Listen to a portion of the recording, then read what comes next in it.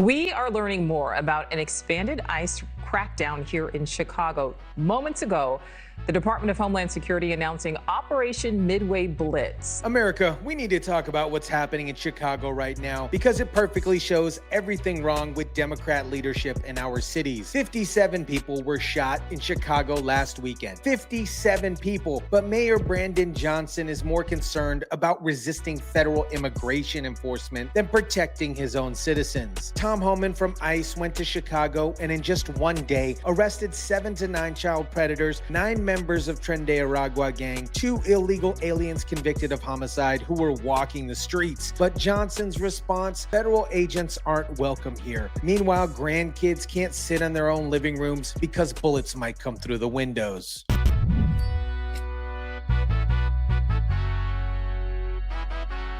Look, in Chicago, right after President took office, the first place I went to was Chicago.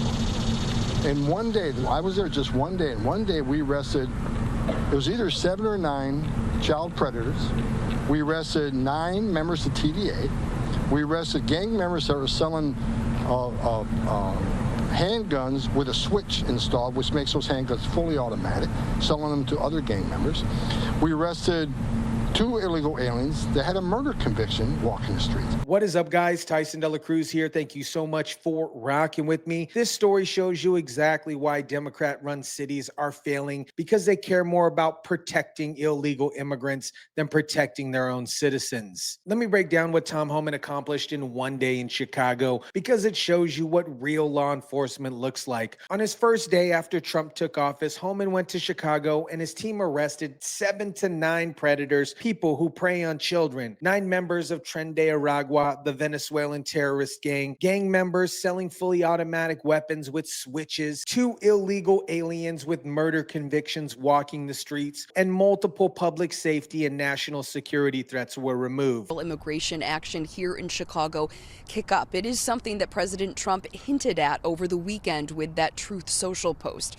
Yesterday in Brighton Park, immigrant advocates said they'd already been alerted that a few people were taken by federal agents in that area. That's just one day, guys. One day, and they took all these public safety and national security threats off the streets, making Chicago a little bit safer. But Mayor Brandon Johnson said Tom Homan wasn't welcome in Chicago. We've already seen a decrease, a huge decrease this morning as I was dropping off my kids at school. No vendors were outside. People are afraid. The Southwest Rapid Response Team says at least 5 people were detained on Sunday. Now they launched Operation Midway Blitz. It's a coordinated immigration enforcement operation targeting criminal aliens in Chicago. And what's the response from local officials? Resistance, protests, and complaints about federal agents making their city safer. Demilitarization. Chicago needs mobilization for justice.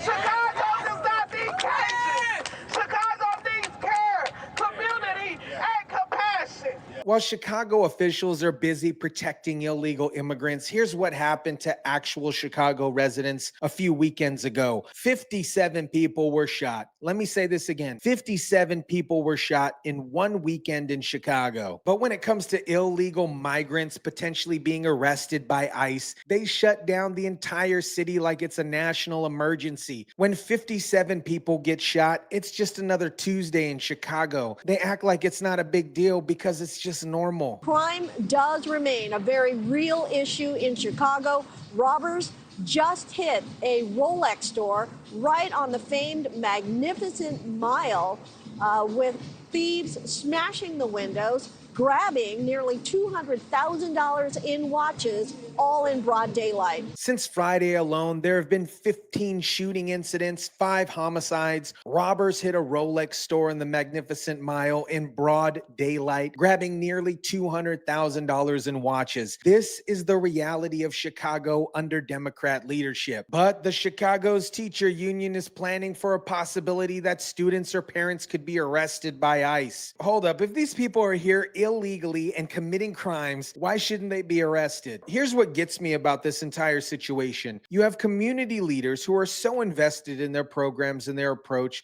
that they can't admit that it's not working. They can't sit in the living room or at the kitchen table because a bullet may come through. They can't sit in our living room or on our kitchen table because bullets may come through. But when asked about Trump sending the National Guard to help, she said, No, we don't need a Band-Aid to cover up the problem. What we need is a solution. This lady's grandkids can't sit in their own living room because bullets are flying, but she doesn't want federal help. She wants somebody from the community to solve it. But the community has been trying to solve it for decades, and it only got worse. A flower vendor, known by all of us, was taken while working right here in front of us.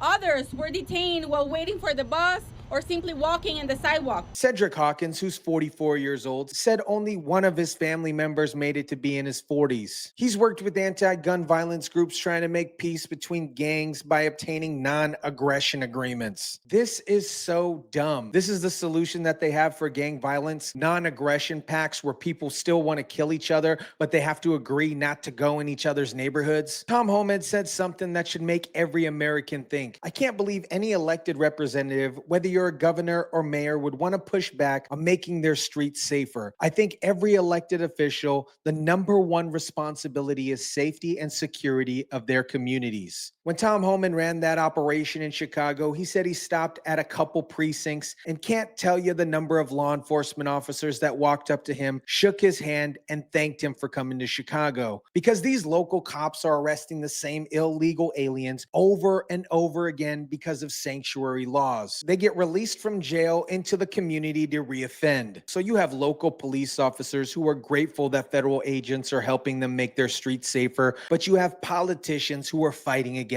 it. The resistance to federal help shows you the problem with how we handle crime in America. You have politicians who are making money off of crime, so they don't want federal help that would actually solve the problem. Kendall Reed, who works as a violence mediator, refuses to give up on Chicago.